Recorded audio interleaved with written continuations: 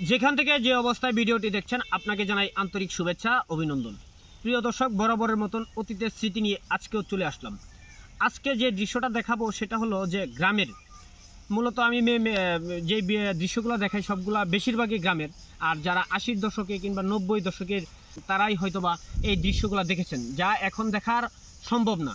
সেটা হলো আপনারা দেখতে পাচ্ছেন যে অনেক বড় বড় কিছু যেটাকে আমরা গ্রামের ভাষায় ডেক বলি কিংবা ডেক্সি বলি, সেখানে যখন ধান কাটা হতো, ধান কাটার পরে ধানগুলা সিদ্ধ করা হতো, যা এখন আর চোখে পড়ে না। এখন বিভিন্ন মিল কলকারখানা হয়ে যাওয়ার কারণে এখন কিন্তু ধানগুলা কলকারখানায় সিদ্ধ করা হয়। তো আপনারা যে দৃশ্যটা দেখলেন সেটা কারা এই দৃশ্যগুলা বাস্তবে দেখেছিলেন কিংবা আপনাদের সময় এগুলা দেখেছেন তারা অবশ্যই কমেন্টস করবেন।